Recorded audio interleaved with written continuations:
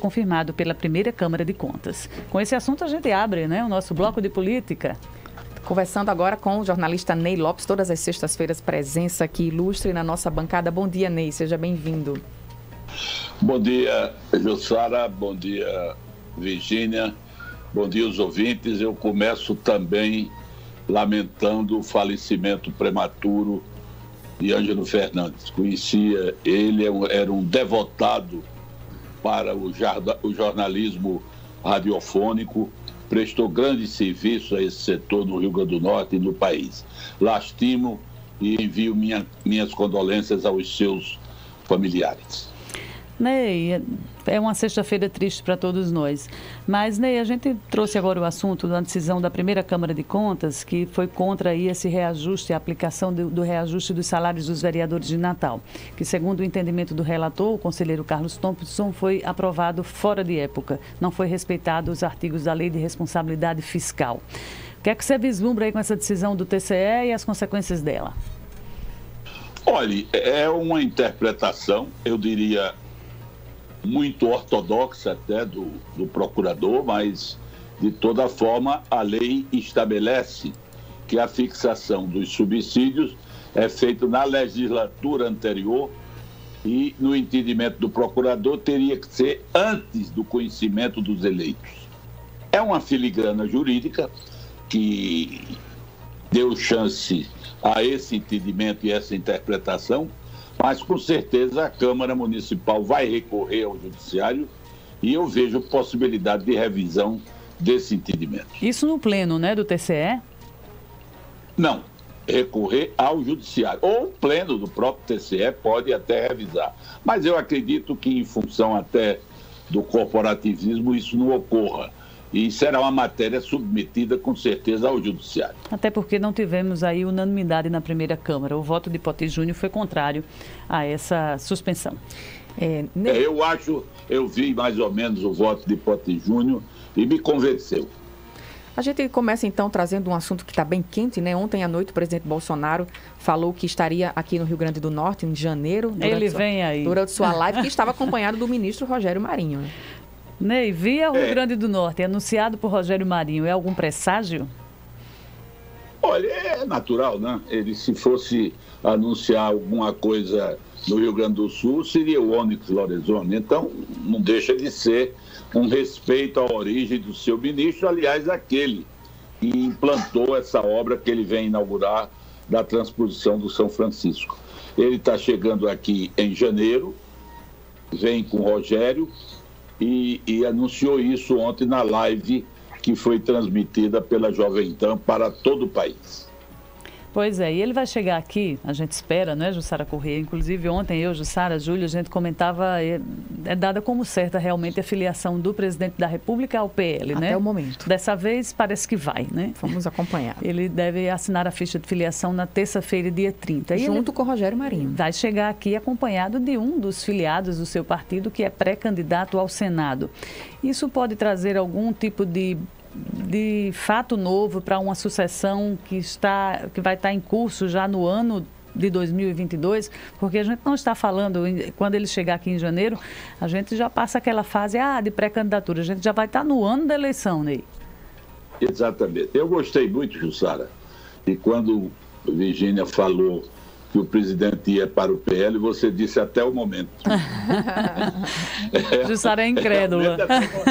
Você está muito previdente e é até o momento. Ninguém sabe amanhã, A julgar pelas outras decisões, não é, Ney? Às vezes tão imprevidente, Jussara? Então, olha, o que a gente está vendo, se a gente quiser colocar no contexto político local, Rogério Marinho, Fábio e o presidente Bolsonaro, é que a ida do presidente Bolsonaro para o PL, até o momento tida como certo, levará a Rogério também. E começa a se dar como muito procedente a hipótese de Fábio ser realmente candidato a vice-presidente. Eu tive informações de um amigo muito por dentro da temática nacional em Brasília, que essa possibilidade existe de Fábio ser. E a chave da entrada de Fábio na disputa foi ele ter comandado a 5G. Ele teve contato com os milionários do mundo todo, pode garantir a parte financeira da reeleição, e sem concorrente, né? Além de ser genro de Silvio Santos. Então, não é uma coisa absurda admitir essa hipótese. E aí, o Rogério iria ser o candidato como ele pretende ser ao Senado. É claro, quem decide o destino do candidato é ele próprio. O Rogério é um rapaz inteligente, competente, ele é que sabe o que deve ser. Mas tem coisas que eu, na minha cabeça, posso estar errado, acho que estão meio fora do lugar. A grande credencial de Rogério Marinho, nesse próximo ano, seria ele ser candidato a governador do Rio Grande do Norte. Por quê? Porque ele tem demonstrado uma eficiência administrativa, ele tem inegavelmente concorrido no governo Bolsonaro para a realização de obras efetivas no Rio Grande do Norte. E na disputa legislativa, Rogério vai enfrentar muitas dificuldades, até, eu diria, injustas, mas vai encontrar. Ele tem a marca da reforma da Previdência, ele tem a marca da CLT, isso já determinou uma derrota dele para deputado. Isso não atrapalharia um candidato que quer ser candidato, que quer disputar o governo do Estado? Essas duas observações, por quê? Ô, Virgínia, podia até atrapalhar, mas em menor intensidade. Por quê? Porque o eleitor do governador diria, não, eu vou votar numa pessoa que já está em Brasília, que conhece o manejo das verbas federais, que amanhã pode ser aliado do presidente se ele for reeleito. Então o eleitor comprava uma carta de seguro de continuidade de obras efetivas no Rio Grande do Norte. Mas para o Senado vão ser ressuscitadas muitas situações que até constrangeram o Rogério, eu tenho certeza, mas ele seguiu naquela época a cabeça não muito bem orientada do ministro Guedes e terminou sendo portador de muita má notícia para os trabalhadores, para as viúvas, para os aposentados. Há muita injustiça, embora oportunas essas reformas. Eu não sou contra a reforma da Previdência nem da CLT, mas elas podiam ter sido feitas de uma forma mais humana e não da forma como foi feita em relação a certos aspectos. E o eleitor, na hora de votar, para quem fez isso ser novamente legislador, fazer lei, ele pode dizer, não, aí é perigoso, pode ser que ele repita a dose. Ney, eu acho que o Rogério vai enfrentar muita dificuldade. Um outro aliado do presidente Bolsonaro, o deputado Girão, ele também deve se filiar ao PL e também já se colocou como um possível candidato ao governo, né? Como é que fica também a situação do deputado Girão? Bem, é uma hipótese, né? O deputado Girão chegou aqui de paraquedas, já foi deputado federal, se apresenta não como deputado, mas como general, e agora vai querer ser governador. É natural, ele tem direito, ele não é daqui, mas tem o título aqui no domicílio eleitoral. E Bolsonaro, uma das exigências que ele fez nas negociações para a entrada no PL, passou também pelo comando e também pelas candidaturas nos estados do Partido Liberal. E ele já deixou claro para Valdemar da Costa Neto que não vai aceitar aí coligações, apoios do partido a candidatos de esquerda. Então o PL tendo em seus quadros um deputado como Girão, que já disse inclusive nas redes sociais que o nome dele está à disposição e que vem enfrentando até dificuldades para um projeto de reeleição à Câmara, seria aí também uma estratégia de Bolsonaro para colocar um candidato do partido contra uma candidata do PT? Pode ser, Bolsonaro realmente disse isso. Agora, as vítimas maiores dessa aliança, até agora previsível, né, Jussara, com o PL e Bolsonaro, as maiores vítimas serão São Paulo e Bahia, né? São Paulo, desativada a aliança do PL com o Rodrigo Garcia. E a CM Neto está correndo risco, já perdeu, mas poderá reconquistar o apoio do PL na Bahia se ele apoiar Bolsonaro e concordar que João Roma seja senador. Se ele não acontecer isso, a CM Neto vai perder uma fatia de apoio considerável, porque aí sim o bolsonarismo vai apoiar João Roma para governador. Quer dizer, essa filiação vai... Aqui no Rio Grande do Norte, a gente, pelo que os jornais estão dizendo, admite que o João Maia continue, né? O João Maia é meio alquimista, né? Ele tem uma banda no PT, uma banda no PL, outra banda aqui, outra banda acolá, e ele consegue essa química. Agora... Recebeu a garantia de que fica, viu? Mas que vai sair um pouco enfraquecido, Virgínia, vai, porque é muito constrangedor o jeito de estar num partido, a irmã no outro, o cunhado no outro, numa luta tão radical quanto será do Rio Grande do Norte. Não é fácil, mas ele está conseguindo isso, pelo menos até agora. Eu não sei se Girão vai aceitar isso. Falando em alianças, em organizações aí pré-campanha, a gente sabe também que o presidente nacional do PSD chega hoje ao Rio Grande do Norte, né, o Gilberto Kassab, e também traz um pouco dessa divisão, não é, Virgínia? Já vai chegar aqui vamos chamar de calça justa? Talvez. Porque ele chega, vai ser recepcionado por Robson Faria, ex-governador, filiado ao PSD e pai de Fábio Faria, que vai para outra legenda e que é aliado de Bolsonaro. Olha, eu conheço bem o Kassab, fomos colegas, eu tenho até admiração por ele, um rapaz muito inteligente, muito competente, está mostrando isso, né? Agora, aqui no Rio Grande do Norte, ele tem que fazer mágica também, uma coisa que eu também não entendo. Eu não entendo, mas é amizade, dizem que a amizade dele, sobretudo com o Fábio, é muito grande. Foi padrinho de casamento. Padrinho. E outra coisa, mas tem outras coisas também. Essa 5G começou com ele, depois Fábio prosseguiu, mantiveram os vínculos, enfim, ele tem um entrelaçamento com Fábio e com Robson. Agora, aqui não vai ser fácil. Ele vai hoje dar posse, ao que eu sei, a um diretório de mulher, mas o candidato Robson não sabe nem se será candidato a deputado federal, porque a inelegibilidade dele já tem parecer favorável até do Ministério Público. E juridicamente vai ser muito difícil cair, a não ser força política. E Kassab chega aqui, certamente, para referendar essa posição. Não sei como é que vai ficar o PSD em relação aos cargos majoritários.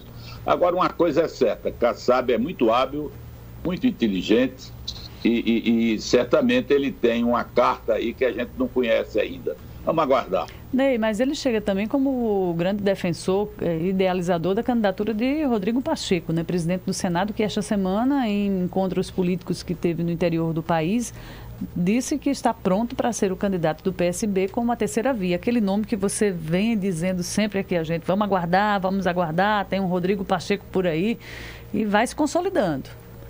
É verdade, Virgínia, você tem razão.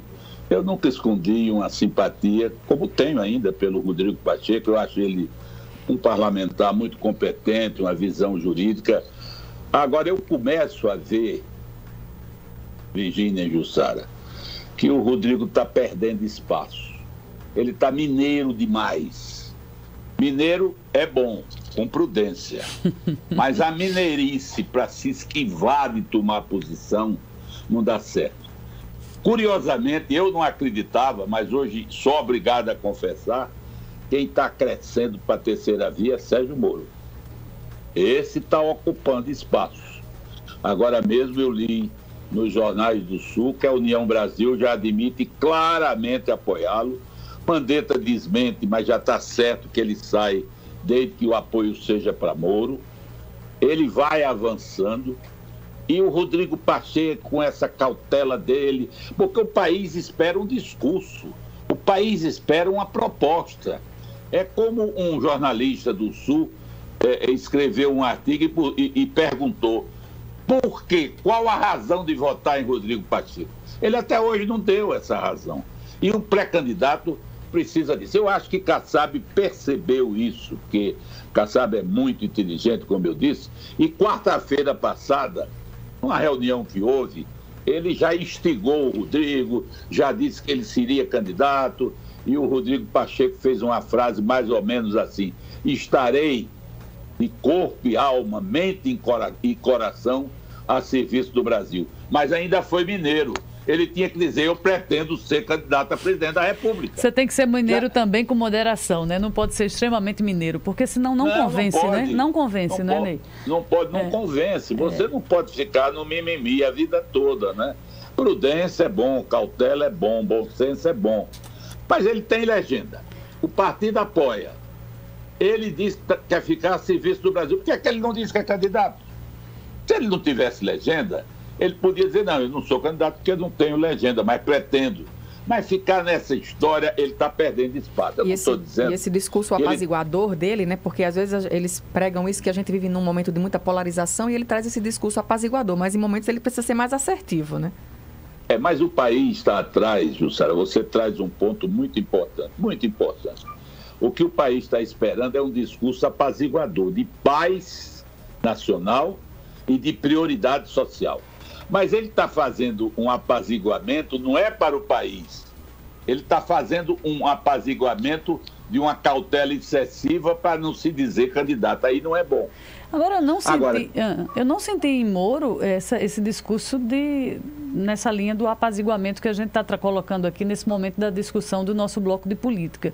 Eu achei um Moro que se lançou na disputa presidencial, incisivo, claro, mas falando para um eleitorado que não tinha um perfil, que não tinha uma abrangência do 100%. Eu achei que ele botou o discurso dele muito em cima aí do eleitorado de Bolsonaro. Sem dúvida, eu concordo com você, né? O Moro também não está. Agora, ontem o Moro deu uma viradazinha para a parte econômica, né? Fez um discurso já com algumas teses econômicas. Eu não gosto muito das ideias dele na economia. Ele é muito mais próximo de Guedes do que de Biden dos Estados Unidos, por exemplo. Agora, Moro não traz um perfil social de candidato, né, Ney? Não tem. Eu acho que o Brasil espera, em resumo, é o que eu tenho dito. O Brasil espera um candidato que priorize o social e que pregue uma unidade nacional compacto, como houve no Chile, como houve na Espanha, como houve em Portugal, um pacto dos contrários, superando divergências e unindo convergência. O país não aguenta mais esse clima de tensão, de choques, de conflitos, não aguenta mais. Ney, o país está aguardando essa palavra de ponderação. Mas ponderação também faltou um pouco dentro das prévias do PSDB, inclusive né, bem acaloradas, mas também o PSDB ficou um pouco enfraquecido com esses problemas que teve aí na votação, né, o aplicativo. Que confusão, hein? O partido saiu bem menor do que entrou nessas prévias, né? Sem dúvida nenhuma. O PSDB não foi ponderação, não é bom senso. É desarranjo interno, conflito de egos internamente. Isso é muito ruim. Como é que um partido com a tradição do PSDB, hoje pela manhã, eu peguei aqui o computador e procurei em todos os jornais se tinha alguma solução. Até hoje não se sabe ainda ao certo se as prévias continuam domingo ou não, porque não encontraram ainda o defeito no aplicativo. Então, isso é uma piada. O defeito é interno, viu, Ney? O partido está o defeito é interno, com muito conflito internamente, né? Você vê, levou aqui do Rio Grande do Norte, vamos contar, Jussara, 31 prefeitos, não é? 25 vices. Quer dizer, toda uma estrutura foi a Brasília, né? Um custo de deslocamento, e a gente, uma semana depois, praticamente, não se sabe quem é o candidato da legenda para disputar aí as eleições de 2022. E com consequências que dá para recuperar, né? E o PSDB voltar a ser o que a gente imaginava que era? Olhe, eu acredito que não. Eu acredito que a coisa está muito em cima. O PSDB pode ainda encontrar um espaço numa coligação, dar um apoio, mas vai sair dividido. Estão dizendo que cerca de 13 parlamentares sairão da legenda logo que seja permitida a chamada janelinha. Quer dizer, o partido sai muito enfraquecido de tudo isso. E quem se beneficia com isso é Bolsonaro. Bolsonaro está se... Sabe quem se beneficia também com essa indefinição do Pacheco? É Bolsonaro. Por quê? Porque a tendência fica a polarização entre ele e Lula. E entre ele e Lula, a chance é dividida. Então tem chance. Ei, vocês já imaginaram um segundo turno entre Bolsonaro e Lula? Já. Já imaginamos. Tem que imaginar, infelizmente, peço a Deus que não seja, mas a gente tem que imaginar, porque as coisas caminham nesse sentido. A terceira via não se... Ciro está saindo fora praticamente pelo temperamento impulsivo dele, né? Essa última tendência dele, ele de repente deixou de ser candidato, 48 horas depois voltou. Essas coisas o eleitor não gosta, embora o discurso econômico de Ciro seja o mais consistente de todos os candidatos. Tem começo, meio e fim. Mas não tem o voto, mas não tem o voto. Não tem voto, já está perdendo para Moro, que está aí conseguindo. O Moro consegue, tudo que ocorre ajuda Moro ultimamente. Diante da leniência do Pacheco, que não cresce, que não se apresenta. Por exemplo, Moro levou 2 militares de expressão para a filiação ao Podemos. Então ele já é um nome simpático na área militar. Ah, mas não tem voto, mas a simpatia ajuda. E esses enfraquecimentos que ocorrem da não afirmação de uma outra alternativa também terminam levando os partidos de centro, principalmente, a uma possível coligação com ele. Ney, você falou aí sobre essa polarização entre Bolsonaro e Lula e recentemente os dois fizeram defesas aí a ditaduras, né, a países que têm aí regimes ditatoriais. Você veja como os extremos se aproximam, né? Lula foi muito infeliz. No Brasil, quem dava declarações infelizes, sempre nos últimos tempos, era Bolsonaro. Mas Lula foi para a Espanha dizer que apoia Nicarágua, apoia Cuba, apoia Venezuela. Não se justifica. Não tem nenhuma relação com Merkel ter sido 16 anos primeira-ministra por um processo democrático, como Soares também na Espanha e tantos outros. Cuba é uma ditadura, Nicarágua é uma ditadura, Venezuela é uma ditadura. Bolsonaro é acusado de ter ido negociar na Ásia com ditaduras árabes, como Bahrein, Emirados Árabes, etc. Realmente são ditaduras, mas é uma posição politicamente mais compreensível. Por quê? Porque a negociação de Bolsonaro, ele não demonstrou apoio político aos regimes asiáticos. Ele buscou alternativas econômicas. Isso aí é normal. A China é uma ditadura e os Estados Unidos negociam com a China. Então, manter relações econômicas e diplomáticas entre democracias e ditaduras é uma coisa normal. O que não é normal é o elogio, o aval que, por exemplo, Lula deu ao regime de Castro, querendo dizer que era culpa do embargo americano. Eu sou contra o embargo americano, eu acho injusto, incorreto, mas não tem nada a ver com o regime de Cuba, que é um regime ditatorial e repressivo. Então não cabe a um pré-candidato a presidente da República dizer que apoia um regime desse. Ele gerou uma desconfiança que com certeza vai dificultar muito, muito mesmo, a pretensão dele de uma aproximação com o centro ideológico do Brasil. Ney, possibilidade de redução aí da idade do pedido de aposentadoria dos senhores ministros do Supremo, assunto que também entrou na pauta da semana no Congresso Nacional, a chamada PEC da Bengala, reduzir para 70 anos.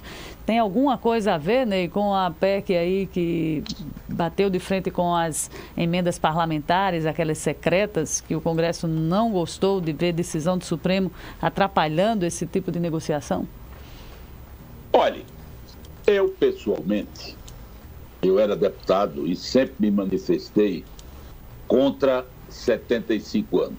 Eu acho que a idade devia ser 70 anos, por uma razão, dar oportunidades às gerações mais jovens, de juízes, de promotores, etc. Eu sempre fui favorável a isso. Essa matéria não foi votada na minha época, mas se tivesse sido, eu teria mantido os 70 anos. Agora, Virgínia, ninguém pode negar, que a gente não pode tapar o sol com a peneira, né? Que há um gostinho de vingança nessa posição da Câmara. Que há, como quem diz, vocês decidem contra nós, então se preparem. Quem com ferro fere, né, Ney? Ney, agora, se isso acontecer, hoje os jornais fazem uma simulação, Bolsonaro ainda teria condições de nomear pelo menos mais 20 ministros pelos tribunais brasileiros, né? Mais de 20. Quer dizer, muita gente vai ser nomeada. Né? Pelos tribunais, né? É muita gente, sem dúvida nenhuma, é muita gente, é uma oportunidade de Bolsonaro fazer o que ele sempre desejou, ter influência nessas áreas. Ney, saindo um pouco aqui desse cenário, né, também é político, mas esse debate em torno da Covid-19, né, a gente está aí chegando ao final do ano, eventos de final de ano, carnaval, e uma discussão muito forte em torno de uma nova cepa, né? Hoje a gente ouviu reportagens desde ontem, alguns locais abrindo mão de fazer carnaval, outros mantendo, né, esses eventos. Como é que você analisa esse momento que a gente vive agora? Olha, eu tenho muita preocupação com isso, Jussara, muito. Eu li também, em Botsuana, lá na África do Sul, surgiu uma variante que pode ser mais nociva do que todas descobertas até agora, já com vítimas em Hong Kong, na África do Sul. Então é um tema que preocupa muito, eu me preocupo muito. Eu não sou contra a retomada da atividade econômica de maneira nenhuma, porque as pessoas... Mas é preciso muita cautela, não pode abrir. Na minha cabeça não cabe a realização de carnaval ainda. É um risco muito grande. Você veja Portugal. Portugal ontem tomou uma decisão interessante, foi anunciada pelo primeiro-ministro. Eles vão ter a festa de fim de ano, mas logo em seguida vão ter uma semana de lockdown para ver se evita a propagação da contaminação possível nas festas de fim de ano. Quer dizer, quem circular nas festas, né, automaticamente passa uma semana em casa. Em casa, eles estão fechando uma espécie de... Eles dão outro nomezinho, mas é o lockdown. A Nova Zelândia já anunciou, e lá está tudo controlado, mas já anunciou que qualquer abertura só a partir de abril. A França, a Alemanha, a Áustria estão se acabando com propagação da Covid. Agora, ontem o presidente Bolsonaro transferiu a responsabilidade, ele se disse contra, transferiu aí a decisão para prefeitos e governadores, né? Aí ele faz política que não devia nem fazer, mas a gente eu estou analisando sobre o ângulo o mais sensato possível. É de que, por exemplo, o Carnatal me dá muita preocupação. Eu sei que os organizadores vão exigir protocolos, eu sei, são responsáveis, eu não sou contra, precisa movimentar a economia. Agora tem que ter muita cautela, a população também, porque se a população ajudar, tudo pode se resolver. O perigo são os excessos dos aglomerados, que propagam o vírus e podem causar muito. Eu soube, por exemplo, que nos shoppings estão sendo obedecidos todos os protocolos, as pessoas de máscara, etc. Então, isso é uma coisa que dá tranquilidade ao comércio. Agora, querer abrir por abrir é muito perigoso, porque, infelizmente, você está aí com a nova variante de maior gravidade do que as anteriores.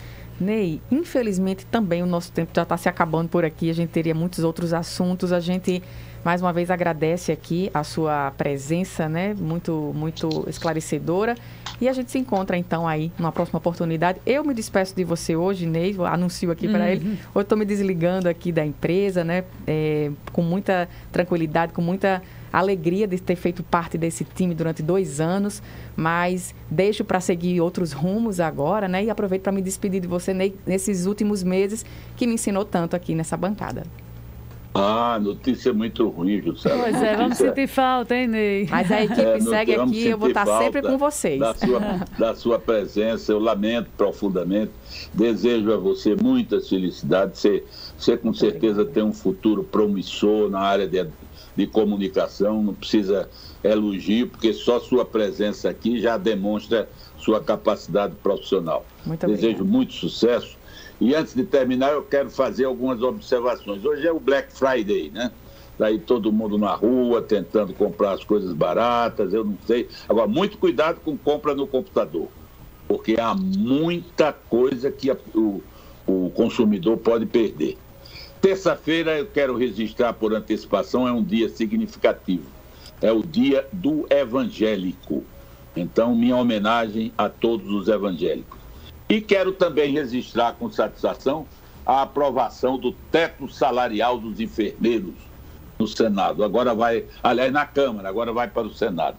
É uma atividade profissional que precisa ser vista. Se os médicos têm teto profissional, por que os enfermeiros não têm? Eu sou totalmente favorável e acho que é uma medida legislativa muito oportuna. Então eu desejo a todos um feliz final de semana, um feliz destino profissional a Jussara. Muito obrigada. E nos encontraremos, se Deus quiser, na próxima semana. Bom dia a todos. Bom dia. Bom dia, Ney. Agora 8h40. Repita.